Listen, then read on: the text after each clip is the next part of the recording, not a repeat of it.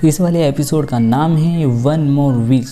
तो हमने पिछले एपिसोड में देखा जो डेंडे है उसने ड्रैगन बॉल का इस्तेमाल करके ड्रैगन को बाहर बुला लिया था और जो ड्रैगन है उसे देखकर 18 भी घबरा गई थी, ये पता नहीं क्या बुला है, और वो भी छुपकर से आ गई थी आसमान में, मतलब कि डेंडे के प्लेस पर, और वहाँ पर आकर देखने लगी थी ड्रैगन को। और जो मिस्टर सैटर्न है वो अपनी वाह का मजा ले रहा था, गधा कहीं का, जिसने मेहनत की उसे श्रेय देने के बजाय उसने सारा श्रेय खुद पर ले लिया और अपने आप को दुनिया के सामने हीरो साबित कर दिया।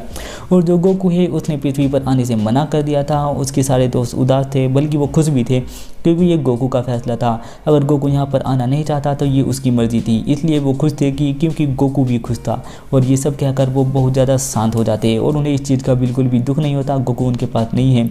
बस एक चीज़ ही उन्हें हमेशा तड़पाती रहेगी कि वो इतना मज़ेदार बन जाता और वो हर वक्त खुश रहता था। जो ड्रैगन है वो बोलता है, हे गोकू की दुनिया को सब्सक्राइब कर लो।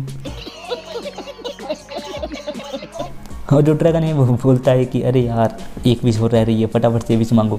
और जो सोचने लगते हैं हमारे पास तो कोई विश ही नहीं है। और फिर यामचा है वो कहता है अगर हमारे पास कोई अच्छी विश नहीं है क्या हम खराब विश मांगे, मैं थोड़े से पैसे मांग सकता हूँ क्या है? और फिर जो क्रिलिन है वो सोचने लगता है कि मैं क्या विश मांगूँ, और वो अचानक से एक विश मांगता है, हे ड्रैगन क्या तुम एंड्रॉयड 17 और 18 को इंसान बना सकते हो? जो सैनरोन है मतलब कि जो ड्रैगन है वो उसे बनाने से मना कर देता है। और फिर वो सोचता है कि तुमने क्या विश मांगी है, और वो माफ़ी मांगने लगता है। और फिर वो दूसरी विश मांगता है कि क्या तुम उन दोनों के अंदर से खतरनाक हथियार ख़त्म कर सकते हो? तो वो कहता है ठीक है, तुम्हारी विश पूरी हुई, और वो विश को पूरी कर देता है। और ये सुनकर जो क्रिलिन है वो बहुत ज़्यादा खुश हो जाता है। और जो 18 है वो चेक करने लगती है कि उसके अंदर क्या हुआ है, और तभी अचानक से बहुत ज़्यादा चमक उठता है ड्रैगन, और जो ड्रैगन बॉल है वो दूर दूर जाकर गिरने लगती है। और वो सब बंदे कहते हैं कि कितना अच्छा नज़ारा है, कि ये सारी की सारी ड्रैगन बॉल बहुत अच्छी लग रही है। और जो ट्रंक्स है वो कहता है हे दोस्तों अब हम क्या करें? जो क्रिलिन है वो कहता है कि मुझे माफ़ करना, मैंने तुम सबसे बिना पूछे ही ये वाली विश मांग ली। वो उसे बताता है कि अरे जो 18 है शायद मैं उसे पसंद करने लगा हूँ।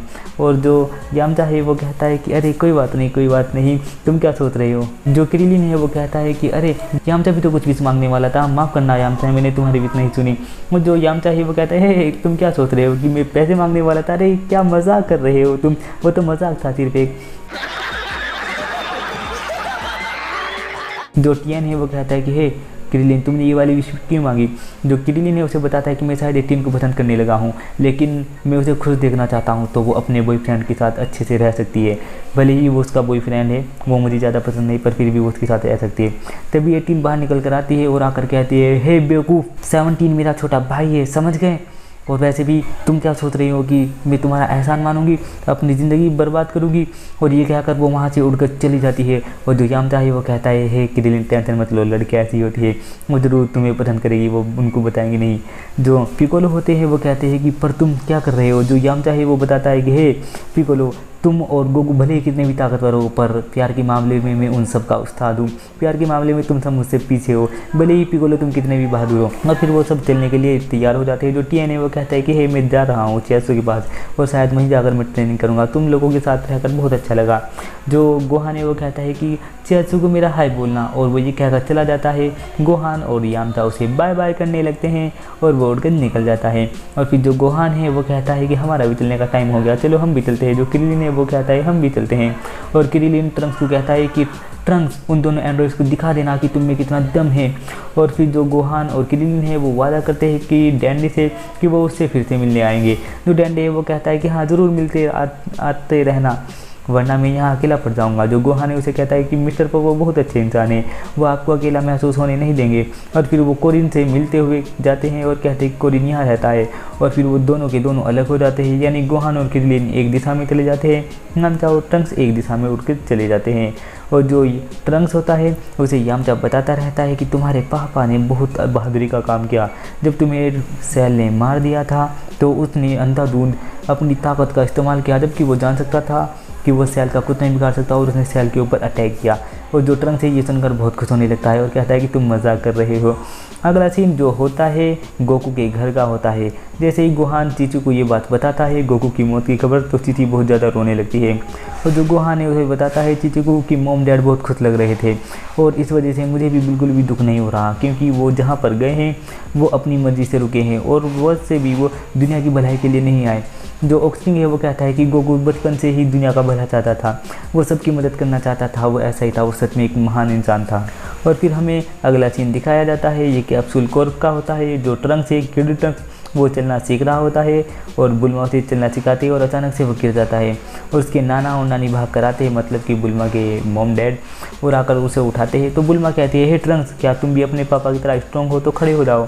जो ट्रंक्स है वो खड़ा हो जाता है और चलने के लिए तैयार हो जाता है।